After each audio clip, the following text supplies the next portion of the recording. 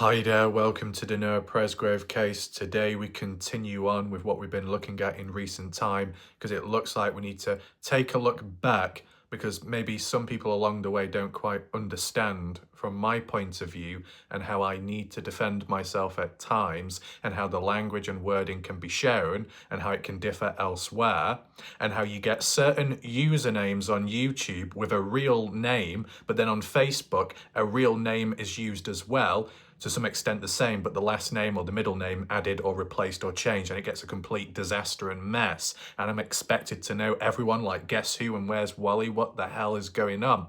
Well, welcome to anyone and everyone watching this live premiere. Share your thoughts and opinions in the live chat box on the right hand side of the screen. Big shout out and credit to those that were present last night during my actual live stream. As chaotic as it was at times, it was a consistent flow. And I think maybe even reaching 60 people or 50 something watching, which was positive to see. Hitting points on the head and people acknowledging it as well, which was good. Obviously not as refined as today's video because locked in this time, no distractions, no messages on screen, pre-recorded, and I can show you other stuff.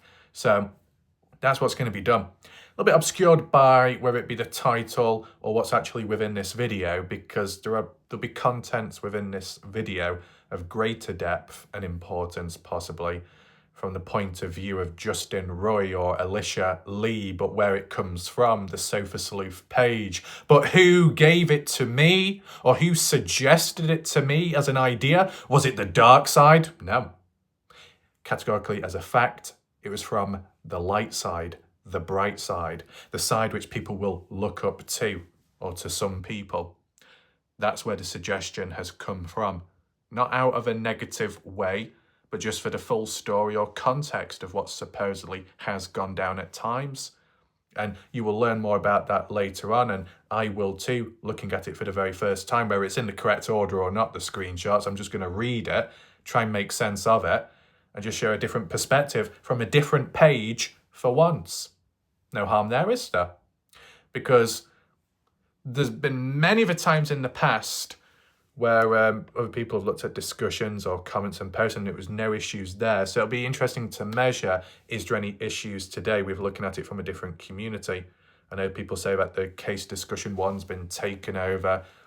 As for the army page, that's still as it is, but the justice page, the main one, not that active.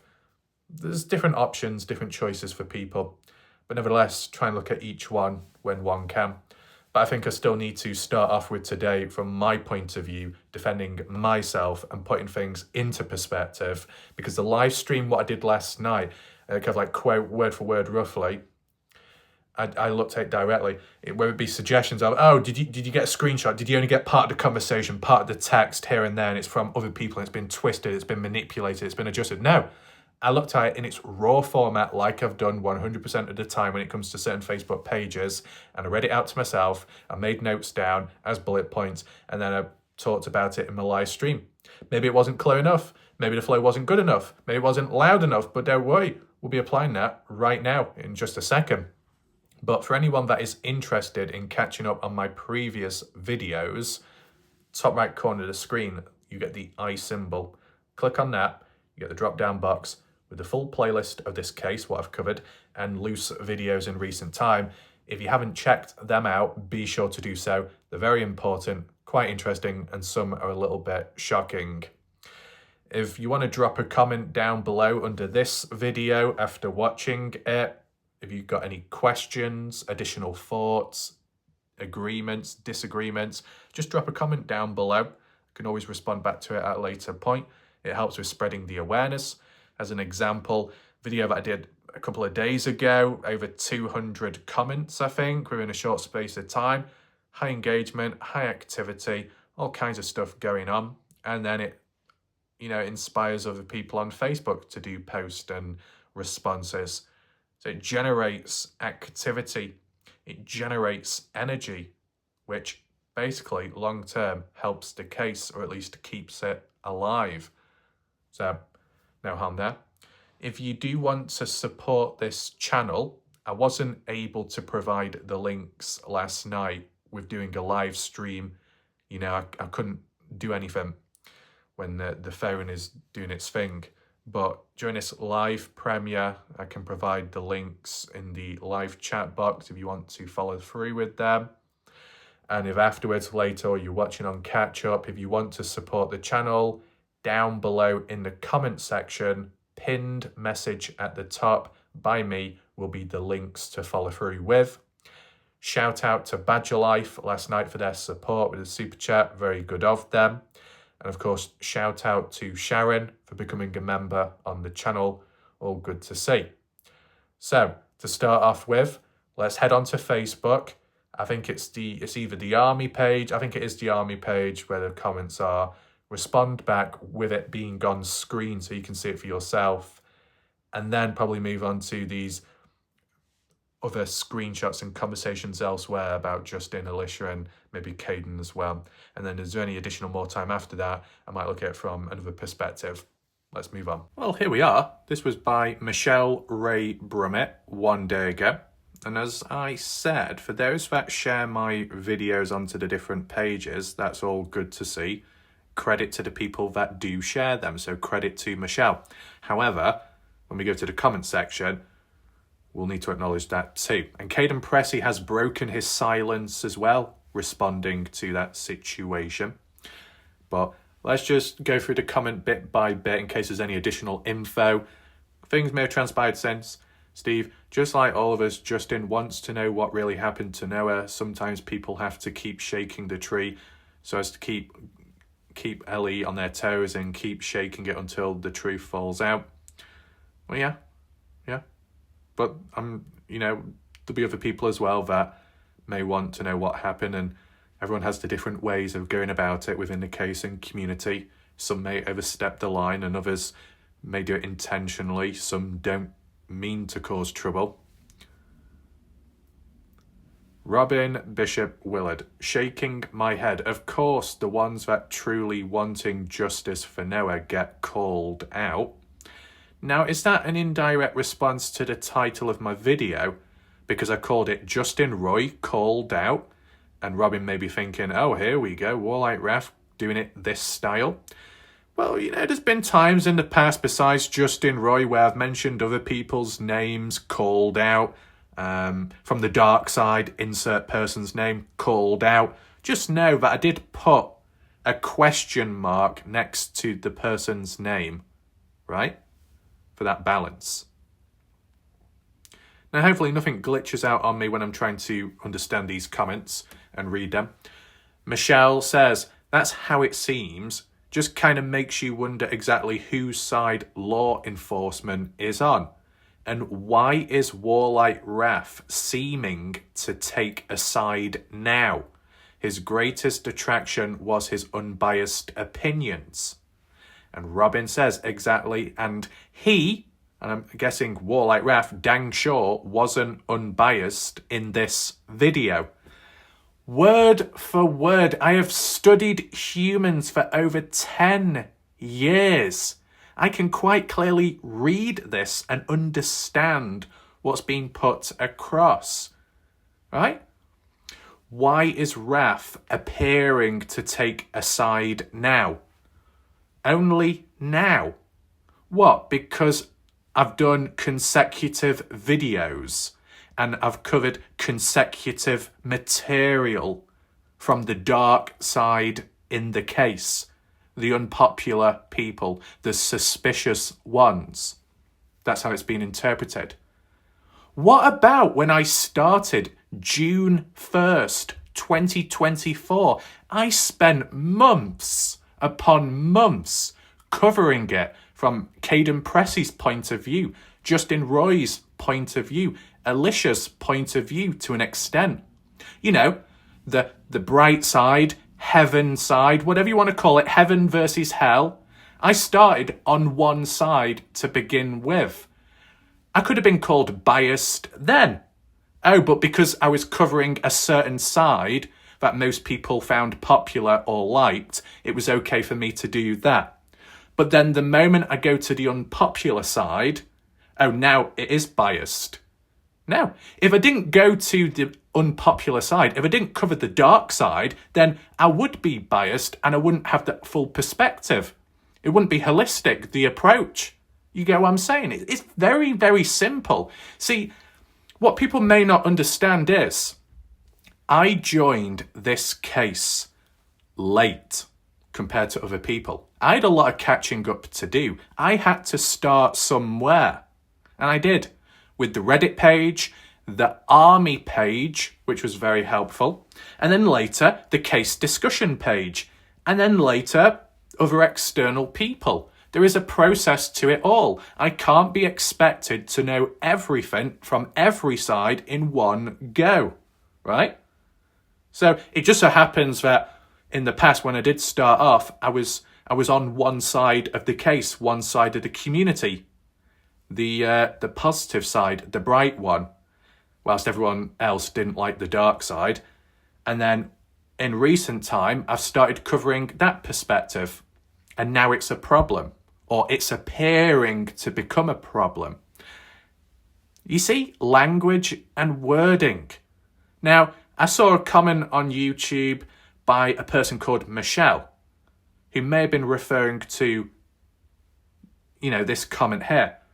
See, the problem is, people on YouTube may have a certain username, which could be the same identity in person as what may be on screen right now, possibly. But I'm not going to know, because the names don't match up with what's on YouTube. So I'm not going to know. I can't be expected to know everybody's names, right? And what I might see from someone on YouTube is positive. I've come across Michelle, another Michelle, and they've mainly been positive on YouTube, and other people too. But if the odd individuals here and there show a different side or a different attitude, they share their thoughts in a different way elsewhere, well, it does differ from how they are on YouTube, and that can apply to anyone at any point or time. Some people may have so much to say on YouTube, and then the rest, where they give the peace of mind, what they think to others elsewhere, differs. Positive, negative, negative, positive. I don't know if some people do it because they think that I won't see it. It's just weird, okay? So, Michelle acknowledges that Warlike Wrath is unbiased in his opinions. However, recently it's appearing that he's taking a side now. Michelle shows a form of acknowledgement in a positive way towards myself and what I've been known to do previously. But in recent time, it's not looking too good. But to say that it appears that I'm taking a side now would be absolutely categorically incorrect. Because all those months beforehand of when I was covering the bright side, the Justin Roy side, the Caden Pressey, Alicia Lee side, going on and on and on about that, trying to defend Caden Pressey and make sense of his timeline, etc., why is that not considered biased? That might as well be considered biased. If what I'm doing now is considered biased, what I was doing then should be biased as well. At the end of the day, none of it's biased. It's just that I can only cover one thing at a time, right? One thing at a time so it doesn't get overwhelming, so it doesn't get confusing. Looking at one theory at a time, looking at one perspective at a time, looking at one story, timeline at a time. Maybe other people can multitask. Maybe other people want to rush it all in one go. I don't do that approach. It's a long-term thing what I do, hence why videos last longer, hence why cases remain active longer, okay? But, what's mentioned here? Melanie appears upset, which is unfortunate. Now, I don't know if Melanie is upset with me or upset with other points mentioned by Michelle. Interesting. All I can say is, observation-based, what I see on screen. Last night, I did not show it, but now I do, okay? But for Robin to say that Warlike Wrath was biased in the video that I did to do with Justin Roy and Caden Pressey. Really? Is that so? So you ask me, Robin Bishop Willard, why Justin Roy actually acknowledged and said that the video that I did about it was done well. Okay? So if Robin believes that the video that I did was biased and it was attacking certain people and it was really bad and negative, then you ask me why some of the light side that were being questioned in the video actually thought it was a decent one. So it doesn't really make much sense. But once again, honestly, what I see on screen, Michelle says, I didn't watch Warlike Wrath's video after a few minutes. I shut it off. And Robin said, I didn't watch all of it either. A few minutes was enough for me. So honestly, you're not in a position to be talking if you have not watched the full video. You watch a few minutes, which is the introduction, where I spend 6 minutes talking about what I'm going to be covering, but you don't bother watching beyond that point. Or at least at the time of when you commented on Facebook, you didn't bother watching beyond it. So how do you know what was mentioned in that video? How do you know that I was biased if you haven't watched the whole video? There is clear proof and evidence that I was defending Justin Roy and giving positives about him and some other stuff along the way. Even trying to understand it from Alicia Lee's point of view in terms of the trust factor, the vulnerability factor. I've gone deeper than anyone could possibly go in this world when it comes to psychology. That is a fact, okay? If people can't acknowledge that because they will only watch for a few minutes, if you keep up with that attitude with everything in the case, you know, how far are you going to get, right? Sometimes patience is needed. And if you lack it, well, that's unfortunate, okay?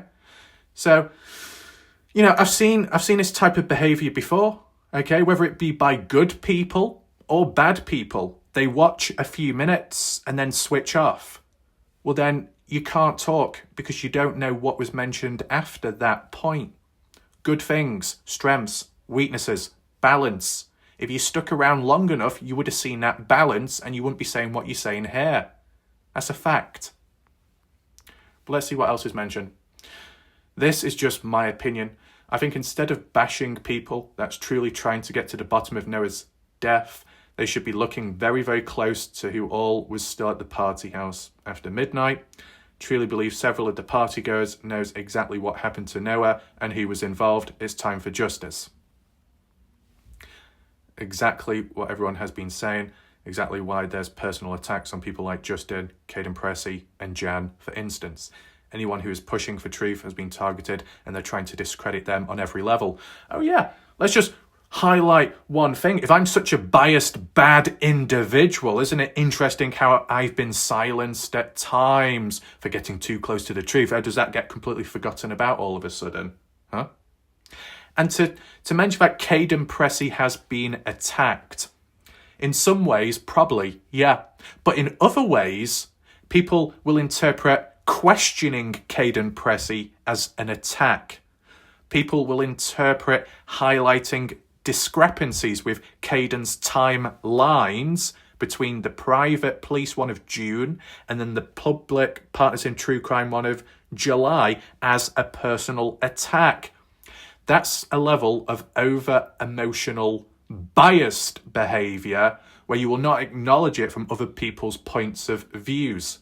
No one can be perfect, right? But, and as well, party goers besides Caden may have inconsistent timelines and it might be a bit messy here and there if it's down to memory, if it's also down to being drunk and waking up and trying to remember everything in the moment and beyond afterwards and forgetting stuff. Yeah, but you can still make overt non-participant observations which are valid and realistic. If Caden Pressey says, what would be an example? Caden Pressey said in the Partners in True Crime interview, Sunday night there was about 30 to 40 people at the party. A month before that, the June interview with police, Caden Pressey said Friday and Saturday there were 40 people at the party. How does that even make sense? Either 40 people were present Friday, Saturday, or 40 people were there Sunday night. One or the other. And then there's some other additional things. And once again, if people don't understand me, I've got proof, notes, comparisons on the map, bullet points of what Caden said in one interview compared to what he said in a different interview. Is that me attacking Caden Pressey? Well, if it is, people are very sensitive based on that concept. All I'm doing is making valid questions and points, saying, well, if 1 minute you say the car was blue, next minute you say it's red, well, which one is it? Is it red? Is it blue? Yeah? Oh, you got an ice cream. Is it a 99p? Or is it a high-end deluxe overpriced ice cream? Which one is it? Oh, ice cream. We all scream for ice cream. Cream. Shit. What? It's just a question. It's not an attack. Calm down. You see where it's going? Goes a bit off track. But there'll be other times where maybe Justin has been attacked, Caden Pressey has been attacked, Jan Fiorillo has been attacked. But just simply questioning someone is not attacking. It's trying to understand what's going on. People should be grateful that there are some people out there trying to understand it from someone's point of view at a time of when they are fucked in life. Because other people will just look right through or right past and move along. I don't do that. And then Beth Carr says, oh, it's because they, the dark side, keep sending him, I'm guessing that's Warlike Wrath, BS, with altered dates and times like those Snapchat posts, which I will refuse to watch. So, basing it off what Beth Carr says here, this person says, he, she, use names. It would be so much easier, wouldn't it? So we know who is who you're referring to, and what's going on. I'm interpreting this as, oh, the dark side send Warlike Wrath material. It's altered. It's been manipulated. It's misinformation, disinformation, and I do not want to participate. I will refuse to watch. So, if you refuse to watch, then you're not going to know what's really being talked about in the videos, and you're not going to know my opinions of the stuff. So you're just assuming that it's this and that. You're assuming that maybe my coverage could be of a certain theme. But, you know, when it's come to previous times where maybe the dark side have given a video idea suggestion, oh, it's overkill, it's all negative towards Alicia Lee. Then when the video comes and I do my video, it's actually not overkill. I actually understand it to an extent from Alicia's point of view, in a way defending her, and also language and wording, while still acknowledging the screenshots which have been passed along. That gets forgotten about. You know what this all is? The same individuals whinging and whining about things being biased, the same individuals that have tunnel vision, that one thing is okay but the other is not. Double standards I'm starting to see with time. It's not a good look, and I'm just talking in general, okay?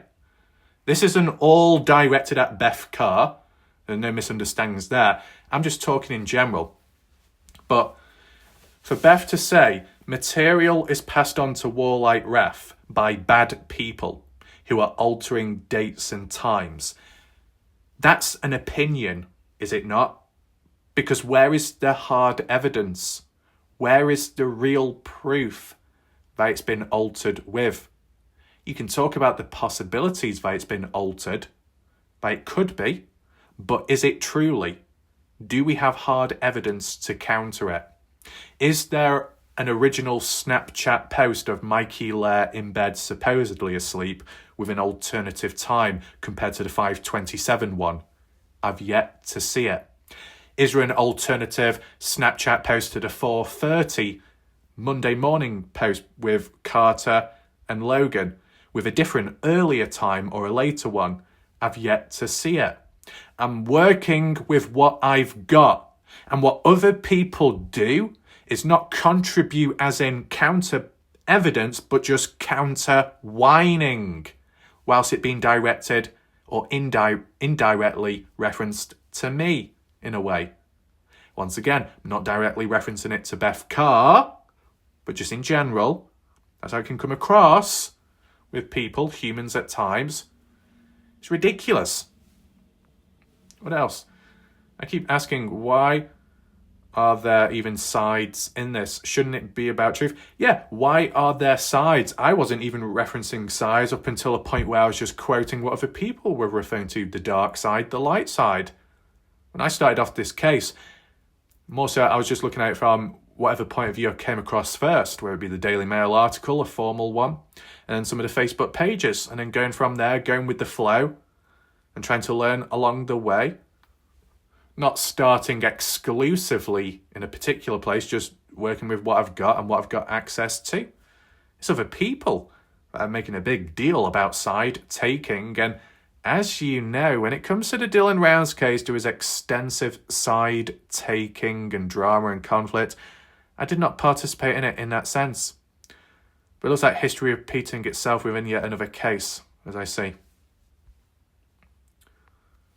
Beth Carr says, isn't that the truth? But if who is he, what Warlike Wrath doesn't comply, then those people will have more of his videos taken down like they had YouTube do with the Newton videos. Now, has that comment been edited? Don't think so. But unfortunately, we don't have proof of who actually reported my videos. It said third party only. No real names, which is weird. But there are some screenshots and talk going about that Alicia wants my videos to be reported. Is there a screenshot of that? Possibly. Is it worth doing a video? Not at this moment. There needs to be a level of self-control and understanding. Just goes to show that at times I can be the better person, that I can get attacked possibly by someone and yet I still see the positives within them. That's what separates one from all out there. There is a process with it all, but I just monitor what happens with time. Because as I said, if any of the Caden Pressy videos get taken down, it might confirm my suspicions. In the meantime though, I continue on and try to understand the case. And that's it. I try to keep the case alive. That's it. I might cover it from a certain perspective which most people don't like. Tough shit. Because I spent many months in the past covering it from the popular perspective. Right? Can't have it one way. You're going to have it all ways. Because it's done holistically. Okay? Once again, that's not a direct reference to Beth Carr. It's just in general. What else do we have?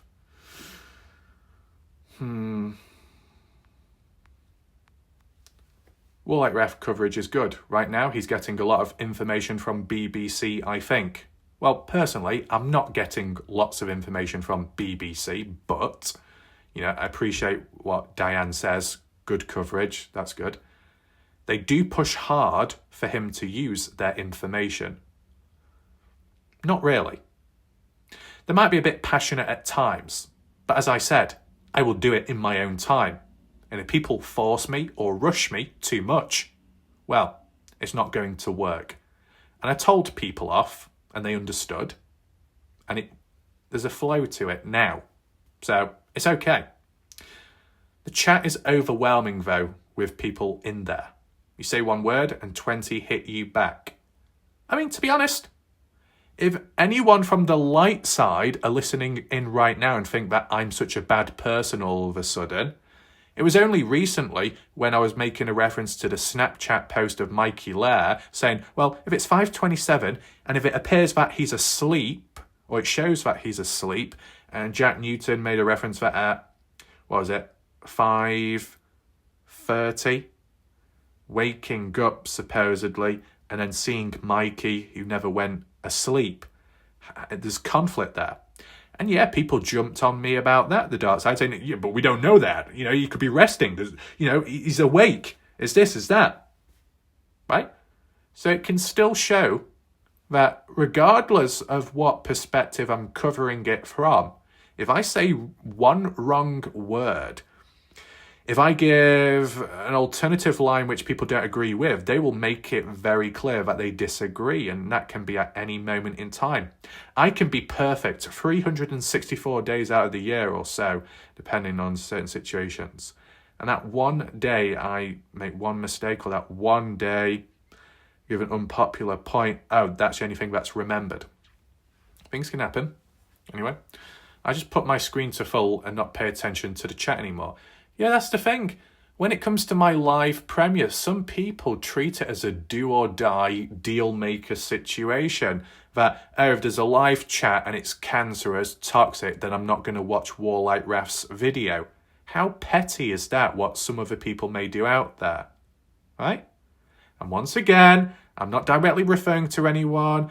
In case anyone misunderstands, I'm not referring to Diane here, because Diane clearly says that when it gets messy, she goes into full screen to see me and only me, my video, without the disruption. See, Diane knows what she's doing.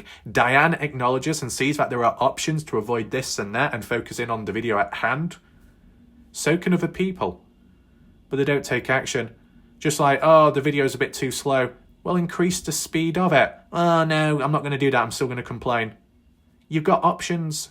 Use them. It's not that hard. What else do we have? I feel for Skippy and a few others. Skippy gets them to answer questions, though. I go back later to read some of it. Just hang in there. Yeah, so Skippy is an individual that knows what they're doing. They choose to watch because they want to, and are in the presence of others because they want to. They've got a mind of their own. They can make their own choices, and they've been around for some time, so shout out to Skippy. That's the thing. Okay, you might get waves of people that come and go, popular or not, positive or negative, but you'll get like a core audience that have been around for quite some time, and yeah, they've got it under control. You're right, we don't have to like it, but Wrath does do a great job uncovering Noah, so I take it back. There we go. And take in mind, additional comments would have been added on since when I took notes. That's why I'm doing a follow-up. So, are we finally bringing it back to that perspective of, Wrath at this moment in time is covering an unpopular side, an unstable perspective which could be dangerous for himself or the case at hand or the community, but at the end of the day, I guess he knows what he's doing. We've just got to trust and believe in the process. Maybe. Thorough. Goes at it from every point of view. Exactly. At this moment in time, I might be covering a certain point of view that you don't like or other people don't like. But I've spent many months covering it from the point of view of what people want to hear. Right? And that might be more popular.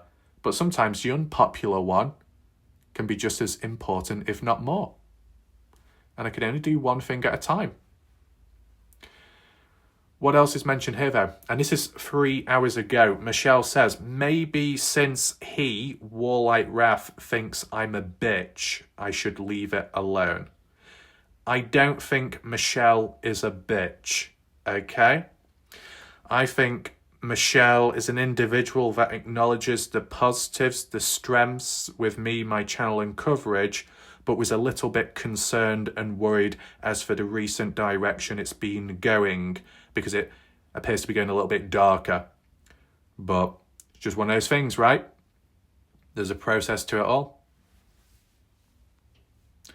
But I didn't call anyone a bitch, okay? I think there's been more times where I've called myself a bitch, but that's completely other reasons. It certainly wasn't any of us reporting and getting his videos removed. Well, I'm aware of that, because the videos that were reported and removed were more so to do with Caleb and Jack Newton, right? And when you look at it from these people, the light side, the bright side perspective, who may be cautious of certain party goers, suspicious of the Newtons or Caleb, there'd be no reason for those people to report my videos because my videos are in line with those people's views. Oh, so then does that mean it's from the dark side? Who knows?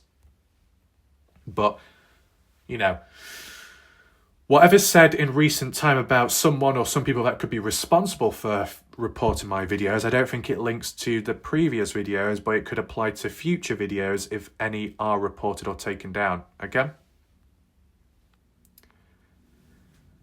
Manda Fazekaz. Who's Manda Fazekaz? Is this person related or linked to Michael Fazekaz? Never seen him before. Does anyone notice that Linares, Anthony, the police guy officer, seems completely unconcerned to the information that Caden Pressey wants to share? We'll talk about it when you get home. What if it was pertinent information without being a smoking gun, which it was? Instead, he deflects away from witness testimony towards Justin, complaining about his involvement and that he sent in a lot of stuff. Does Linares have a low capacity for information intake and has reached threshold? Contrast is genuinity in Caden Pressey versus detective is massive. Caden Pressey, in-person interview, they seemed equally unconcerned with very important details he shared. What, the June interview where Caden Pressey made reference to the highway footage? Because whoever the police guys were in that interview seemed quite, heated all of a sudden when that was brought up. See, Caden Pressey, when, reaching out to Anthony over a casual call in, a certain environment and with the being aware of, on vacation as well, first time around getting into contact, Caden doesn't word it as, I've got extremely important information about this and that and highway footage and Kathy Bingham I would like to share all with you right now. That wasn't mentioned. It was a limited conversation with limited context. So what could be done? Should there be urgency in a casual call like that when it's vague? But in terms of it being unprofessional, I don't know, was that acknowledged here, it being unprofessional, or more so in another comment? You could say the call was a little bit unprofessional in a way, and I'm sure I'll get backlash for saying that, but we'll get to it later.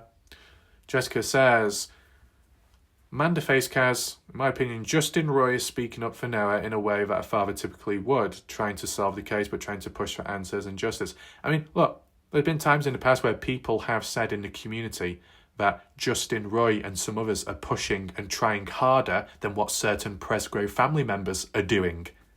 You saw how that went and the way people reacted to that. Whoa, what was it? Tiffany Shepherd ended up getting ripped apart by certain individuals out there in the Justice page. That was a messy time, that. I could see that as soon as I got to the page, his truth is like a beacon of light for those who seek it. Justin says, I wasn't a father figure to Noah, but I'm a very concerned parent for sure. My kids loved Noah. I just want the truth and get him the justice he deserves. Noah's friends failed him that night, in my opinion. But after everything that has happened this last year, we are dealing with pure evilness. If Noah's friends have failed him that night, then I guess Justin Roy is indirectly mentioning Caden Pressey also failed Noah Presgrove. Sounds unpopular, that. Could cause triggers, backwaves, shock, but that's how you can interpret it when it's vague. Okay. What else do we have? Not only did I watch this video, but I listened to all of it. Good example of a good individual, at least to my knowledge. Brenda had the patience. Brenda took the time to watch the video, to take it in and understand. Hence why she came to the conclusion that points made by Warlike Wrath weren't to bash or discredit anyone, presented information given to him, and does with other subjects as well. There we go. It's the fact that Michelle says, I'll read the transcripts later. I hope he's not becoming biased, right? That's how you interpreted it at the time. But it's also because you did not watch the whole video. If you watched the whole video, you'd have a different perspective. The real question that should be asked is, why are people suddenly now choosing to avoid watching the full videos of mine? Oh, just because of the theme, the thumbnail, the title puts people off, leaves a bad taste or worry in people's mouths, and then they instantly assume, generalize, or think the worst in me or the possibilities, so they just avoid it. That's not a good perspective. You're going to miss out on so much if you continue with that. Look, at the end of the day, Michelle says, well, I didn't watch or listen. Well, that's unfortunate, right? And here we go. This way it gets a bit more important, right? Caden Pressey, the Caden Pressey, responds and says, I record all my calls that have anything to do with or about Noah for my safety, so no one can say I said something when I didn't. So Caden Pressey, as an individual, has it somewhat under control, knows what he's doing to an extent. Question is, though, in that call that was made, Caden mentioned that he will pass on information and talk to those that need to know rather than people that want to know. Those that need to know would be authority, police, medical, whatever. You know, people in that role. And whoever else in between, legally, attorney. Those that want to know could be the general public. And there's certain information that the general public won't have access to or privy to coming across. So Caden, who is a person of interest, a witness to an extent and present at the party, will know so much, but not everything, seen, heard things, and then it would have been relayed to the right people. That's the right thing to do, but in the process, recording it as well. And it just happens that from the general public point of view that want to know, end up finding out because it being leaked, not by Caden, but by someone else. But as how it gets in the hands of other people, hacked, from what Alicia says, and then from other perspectives, just simply passed on to the wrong people that she put trust into, who then stabbed her in the back. Right? At the end of the day, Caden Pressey comes across as an individual that could be caught up in it all, from all different sides and people. And he's trying to do his best to stay afloat, despite all the pressure and forces about. Some of which could be against him. Yeah. But what I'd like to know is, if, for example, that June interview of 2024, where Caden Pressey said what he had to say, that private interview, he was telling the people that needed to know. Check. Where does it lie or lay when it comes down to Partners in True Crime? Did Caden Pressey do the interview with Partners in True Crime because it was a podcast that needed to know the information or wanted to know the information? If it's needed to know information, and that's what Caden Pressey followed through with, then that's a contradiction as to not telling the general public, because that podcast was public anyway, so it would have been publicised to the general public regardless. And if Caden had it in his mind that I'm only reaching out to Partners in True Crime because they need to know, not because the general public want to know, Partners in True Crime are going to show it to the ones that want to know anyway, the majority. So it still reaches the general public at the end of the day. Unless perspective had changed by then. Thinking, now it's time to speak out. Now it's time to share my side because I've got the green light up, or I've had enough, I need to defend myself, I need to do something, I need to breathe. Could be anything. Okay. Justin, great job. Caden Pressey, very smart. I wish I recorded a few phone conversations I had. Yeah, it would have been interesting. We've got Mel. Thank goodness you did. Please be so careful, Caden, for you and your family's safety. My offer I made way back in the beginning of this still stands. If you ever need a safe place, our home is open for you. There we go. People spend more time focusing on finding the truth of what happened to Noah instead of bashing those who may be there for justice to be done. I think in fairness, it's not that there's been bashing from only one side of the community. There's been bashing from both sides on and off. And sometimes it turns into a bit of a playground. Okay? What else do we have here?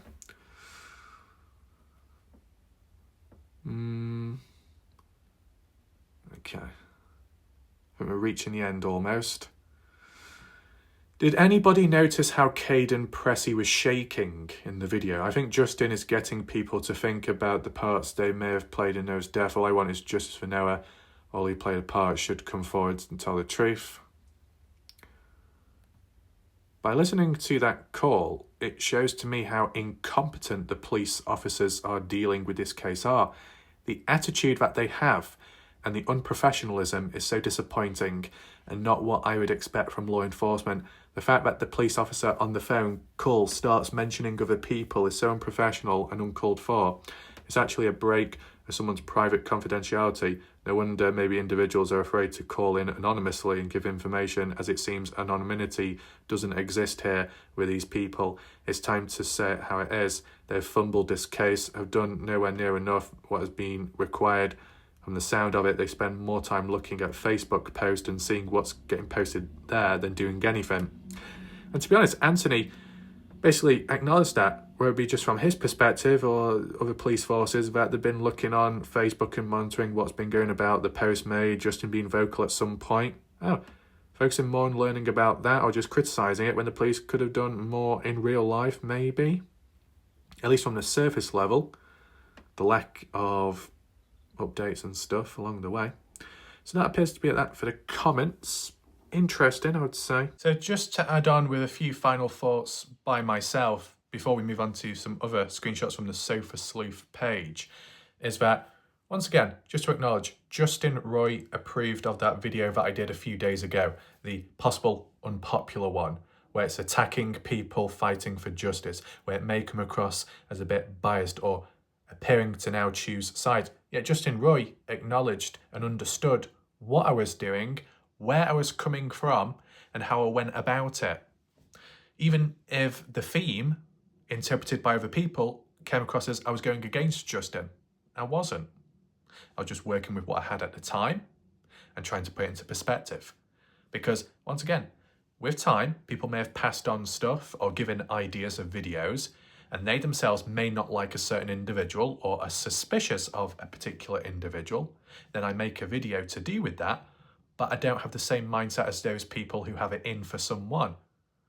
I'll still acknowledge the screenshots, the messages, or the comments, but then I'll give my own thoughts. It's really not that hard, and yet it seems like humans need me to teach people something. Do I need to become the teacher once again? Do people need to be put into detention? Get the ruler out and say, right, let's measure things up and get a grip of things? I don't know. Maybe that's how it's going.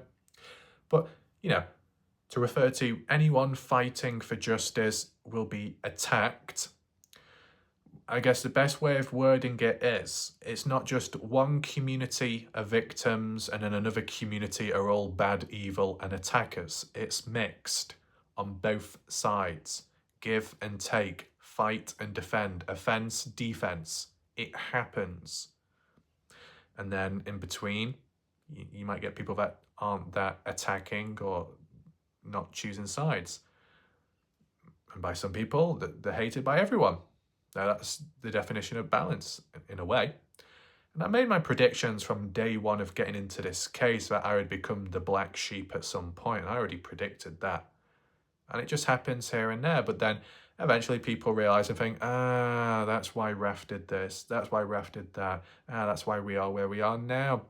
See, because of me, in 2023 onwards, the videos that I did, which were very deep to do with the community aspect of the Dylan Rouse case, which other people said, do not entertain the drama, do not entertain the conflict, ignore it, move on, do other stuff.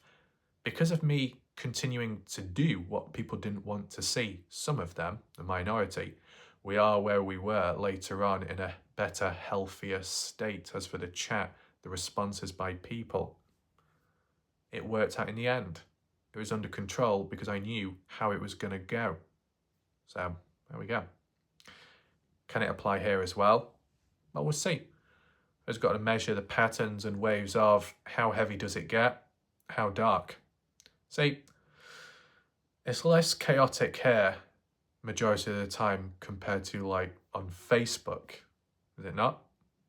And, you know, this is pretty much it for that. I think what we should do now is look at those Sofa Sleuth page posts and comments made and some text conversations as well. And you can let me know your reactions about it. So the first one, Brooke Bounds Carter responding to Elizabeth Lynn, and this is on the Sofa Sleuth page. As for the post, what it's all about, I do not know, because I've not been given it just at this moment in time. I'm just following it in the orders of how it's been shared.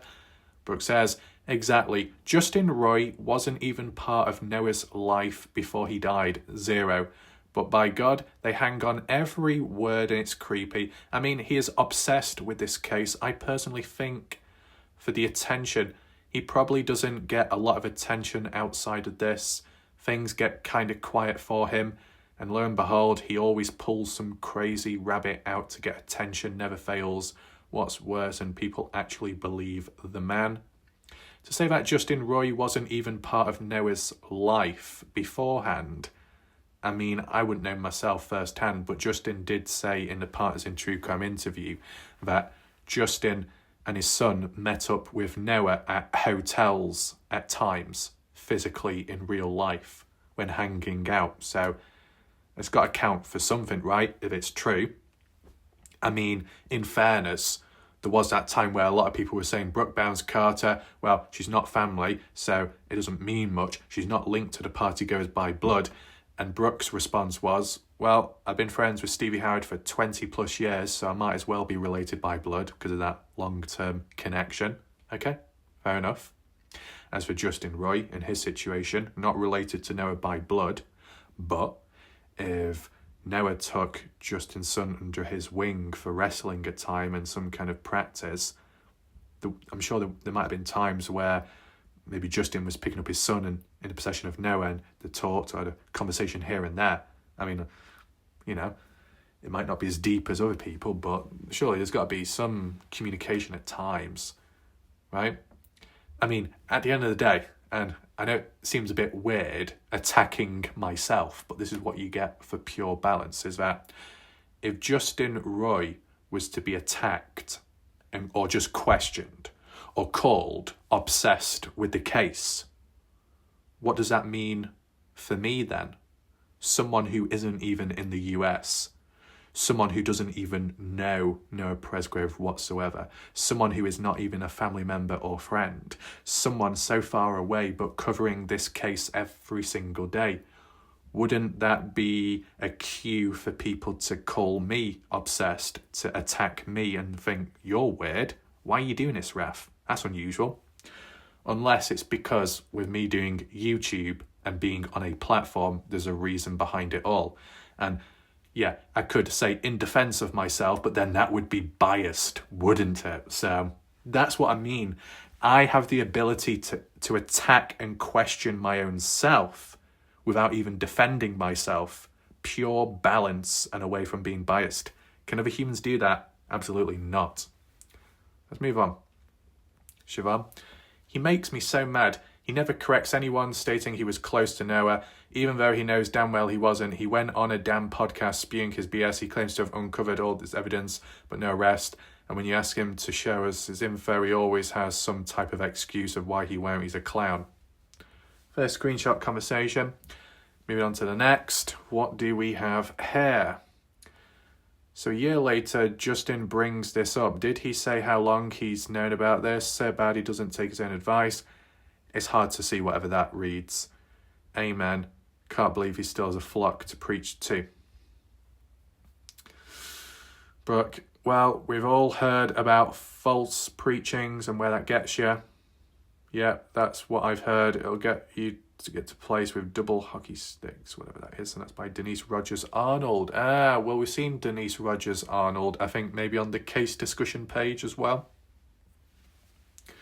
And Mika Steffens as well, they've been over there as well.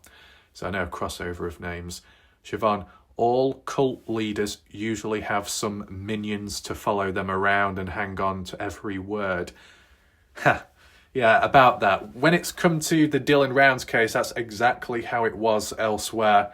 People had the little masters, the daddies, trapped, entangled, vulnerable, brainwashed, deceived, indoctrinated, maybe gaslighting as well, threatened. It was a complete mess. As for my channel, it's controlled. You go where you need to go. You watch what videos you want to watch. But if you do, I don't know, get in the way of me when I'm trying to defend myself, then it could get a little messy. But at the end of the day, most people can control themselves, can't they? Maybe on Facebook there could be cults in a way. Who knows? I wonder what flavour. Oh no. Tribute. He likes the worship he is getting too much to tell the truth. Yeah. What about Caden Pressey then? Like, in fairness, a lot of people have worshipped Caden Pressey. And I only word it that way because when outsiders have questioned Caden or said, well, why does Caden say this here, but in a different interview he says a different time? The ones obeying or worshipping Caden who hear that from an outsider snap and turn and attack the outsider. It's unnecessary. And I'm not singling anyone out exactly. I'm just basing it off my memory. Someone like Melanie Fagan, that does not worship, but more so looks up to Caden in a positive way, which is normal. Melanie can also understand it from my point of view as an outsider that has questioned Caden Pressey in terms of certain timelines or timestamps. And whilst Melanie may not always agree with what I'm getting at, she does not attack me, which is a positive. And I've seen her comments and her paragraphs and her reasoning ability.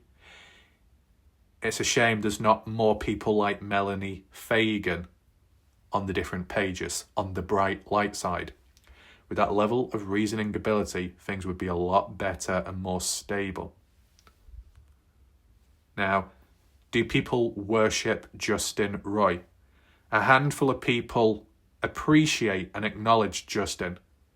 I've not come across those that worship Justin that way, but who knows? Does anyone worship Warlike Wrath? To my knowledge, no. Nobody worships me. I'm not a good person. I'm not a bad person. I'm just a person. That just happens to be covering this case. That's it. What else do we have here? Oh boy.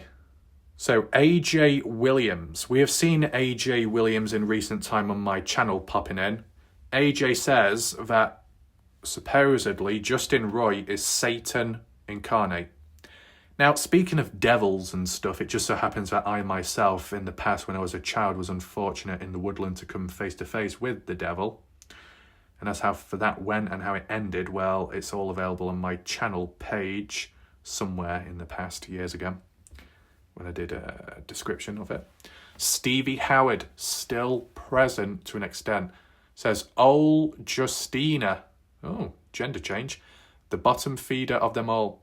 I always picture him practicing sight words in the mirror with his mid-calf athletic shorts, waiting on his unemployment check to hit. My condolences to his wife and kids.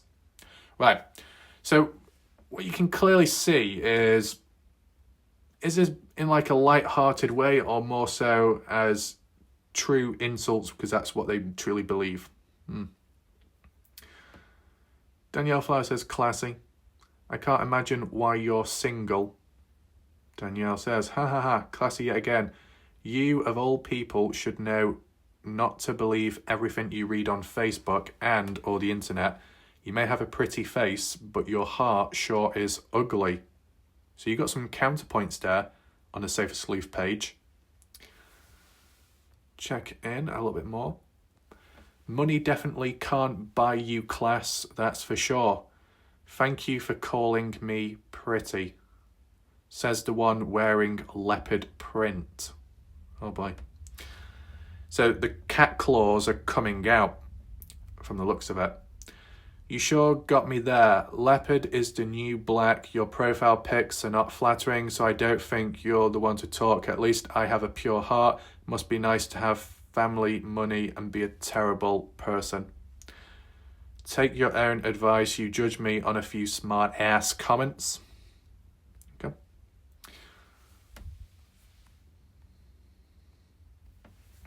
Oops.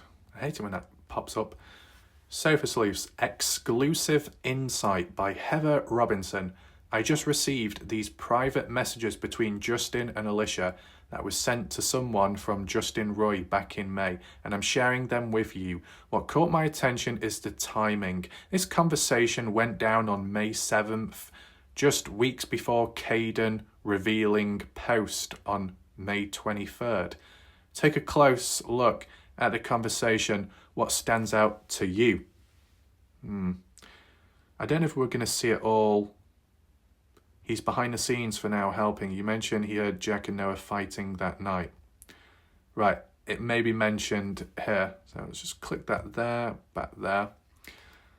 Justin Roy.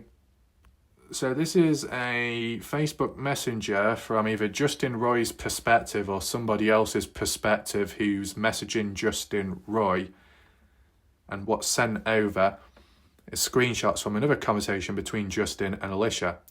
I believe Justin says, if he's the one in pink, what time did Caden Pressey hear Jack and Noah arguing again, the heated argument about the girls? May 7th at 12:25 p.m, Alicia responds, 3 a.m. on Sunday. Right, that's what's needed. This is important because the second argument had been forgotten about with time. Maybe timestamps as well have been neglected or just not really acknowledged enough. Trying to understand when it could have taken place. See, we've heard about it on Saturday, Jack and Noah. Noah yelling at Jack from what Caden Pressey heard, roughly, about Jack flirting with Noah's girlfriend at the time and Noah finding out and having it out with Jack. Okay. Justin Roy said it got that heated that there was pushing and shoving and Caden Pressey had to break up the argument. Caden Pressey has never mentioned anything about breaking up an argument or fight. So that's kind of eye-opening. Nevertheless, as for Sunday, interesting. Because I remember it Monday, but Sunday. These are older conversations, so things have changed since, possibly, maybe. Well, let's just see. Alicia, 3 a.m. Sunday. 3 in the morning on Sunday. Right, so this is more so... Wait, what? When Georgia was leaving? What? The undersheriff wants to talk to Caden. Wait, hold on. Georgia was not leaving the party at 3 in the morning on Sunday, was she? I thought Georgia arrived at the party around 10:30 p.m. Sunday night.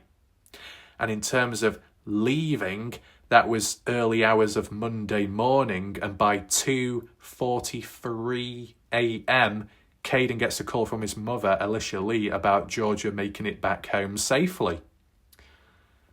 So what's this all got to do about Georgia leaving 3 in the morning Sunday? That makes no sense. I wonder if it's a mistake by Alicia that she meant to say Monday. Because a second argument with Jack and Noah would have been Monday from how I've heard discussions go about. But if we're talking about the Saturday one, past midnight supposedly, I don't remember it being mentioned as 3 a.m. Caden Pressey, the one Caden Pressey heard, which Justin is inquiring about here, Caden said, well, that took place Saturday or past midnight going into Sunday. No timestamp was given, but Alicia seems to know the time. So it depends how you interpret it. If we're talking about the Saturday or past midnight Saturday argument between Noah and Jack, and Noah is having a go at Jack for Jack flirting with Noah's girlfriend, did it really happen 3 in the morning Sunday? Find it hard to believe. And that does not link to Georgia leaving, because Georgia, how it was worded by Caden Pressey, word for word, 10:30 p.m. Sunday night, arrives. Caden's got to sober up quick because of that. So that's a bit dodgy, isn't it? What else? He said Noah was asking everyone for a ride home Sunday night. and he did indeed hear Jack and Noah arguing. Wait. And he did indeed hear Jack and Noah arguing Sunday night. Because besides Noah asking everyone for a ride home Sunday night, he also heard Noah and Jack arguing. So Alicia has gone from saying the argument took place 3 a.m. Sunday to it actually happened at night time. I can't keep up with it. It just doesn't make sense, personally. Because I was aware of the Saturday or past midnight argument with Noah and Jack. And then I was aware of the Monday morning argument before Noah walked away. But now we seem to have one that happened on Sunday too. Never heard that before until now. There might be a bit of miscommunication, you never know. What else do we have? He said, so Caden said, all I heard was Jack saying, well, you flirt with my girlfriends, and Noah saying, I'm telling Carter. Right, okay. That's important. That's somewhat interesting. It's somewhat consistent with what Caden was getting at, but not in that detail or length. Caden's made a reference, and I believe it was in the... Was it Partners in True Crime or the June leaked private interview with police where Caden made a reference? Yeah, the June leaked one about Noah giving a piece of mind to Jack for Jack stabbing Noah in the back for that flirting in the background. And Jack's attitude is, well, I did it, Noah. I flirted with your girlfriend because, you know what, Noah? You've done the same to mine, so we're even. Doesn't sound too good, does it?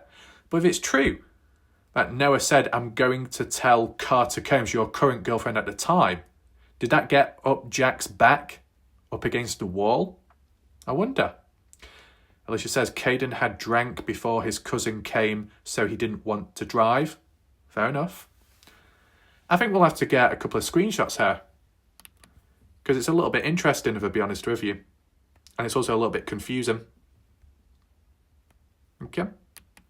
Now, people could be asking right now, what the hell are you doing, Warlike Wrath, looking at the Sofa Sleuth page? Who's giving it to you this time? What dark force? As I said, this stuff has not been given to me by anyone, and I mean anyone from the dark side. No one from the Sofa Sleuth page in that way has passed it directly on to me. What's been passed on to me is by an individual from the bright side, the light side, the positive side, a popular individual, basically. Okay? We'll just leave it like that. You know, people may say, well, we don't believe you. Well, we'll see what happens with time, won't we? What else do we have? Okay. So in response, damn it, you think he'd called Colton to help? Wait, in what way? Please tell Dalen all of this. Alicia says, yes. Now think that after smacked him in the head. What? Is that mentioned on the next one?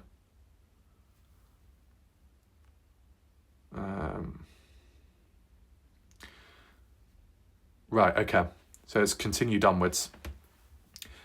Justin responds, damn it, you think he called Colton to help? Oh. What, to help take Noah out because Noah was willing to tell Jack's girlfriend Carter what Jack has been up to, flirting with some other girl? Okay, and Alicia says, yes, I now think you think that after Carter Combs smacked him in the head with a golf club, that Jack called Colton. What's interesting here, and I'll be honest with you, can I actually identify that this is Alicia Lee? By the name, I can't see. By the profile picture, I can't quite identify. I just want to point that across. But nevertheless, how it's worded here is interesting, because I remember some random stranger commenting about possibly Carter Combs or Avery smacking Noah on the head with a golf club. And it just so happens that Alicia supposedly had said it herself. Take in mind, these posts have already been made public before me doing this. What I'm doing today is never seen before, because it has been seen before, just as a disclaimer, okay? Does it make it any right or any better? Not really. But I'm just trying to make sense of everything as we go along, okay? That's all. But once again, another screenshot may be needed, possibly. The reference to the golf clubs, May 12th, 2024. Caden said the Texas boys already left. Many people were leaving around 3 in the morning. So what, before Noah actually left? Couldn't be them, so it couldn't be them. Unless they came back. I give it maybe 15 minutes before Caden was sound asleep. So 3:15 a.m. until 5:15. Caden said he knows it was 5:15 because he looked at his phone. Right. What's this one? What time did Caden hear Jack and Noah arguing again? The heated argument about girls. Right, that seems to be the same. Repeated. Right home, yeah, we've seen that. It's a bit clearer though, this, if you couldn't read it beforehand. So the reference to the golf clubs again, interesting. And the timestamps in between. And then what's here? Oh, you see it yourself, sofa sleeve. Now, I'll be honest with you, whoever took this screenshot, I think you might need to charge your phone because it's on the red line. Robbie says, 99% of us already knew Justin was full of it, and it sounded like Justin led Caden to believe that the trooper asked Justin to have Caden call him, so he lied to Caden. It was like a false sense of security, maybe. Seems like that's all he does is lie. I would be mortified if that were my spouse acting like this. However, I couldn't agree more. The truth about Justin's character is finally coming to light, and it's not pretty. His constant antics and lack of self-awareness are staggering, and you're spot on about Caden Press's timeline and details. The fact that he's constantly chasing down OHP for interviews raises serious questions about his credibility. Thank you for shedding more light on Justin's shadiness. And just zoom in a little bit more there. Brooke says, well, we all knew old Roy Boy wasn't quite the investigator he claimed. He has 2 pieces of a 5 puzzle piece and 1 wrong, so I'm assuming the right is that Noah passed, other than that he has nothing else right. He's aware of it, yet still continues to push his lying agenda. Jody Randall Bennett says, power or the illusion thereof can be a powerful motivator. Attention to some folks is like crack. He isn't going to stop until he's either ruined these lives or the cops put a stop to it. Robbie, 99% of us already knew Justin was full of it, and it sounds like, oh, is that repeated? I don't know. I know it's probably just in a different order of how I read it out. Oh well, that appears to be the conversations there. So hopefully, after looking at all of that, we've tied up many loose ends. So then the next video that I will do, or can do, can be of maybe a different theme or topic within the same case. And that's pretty much it.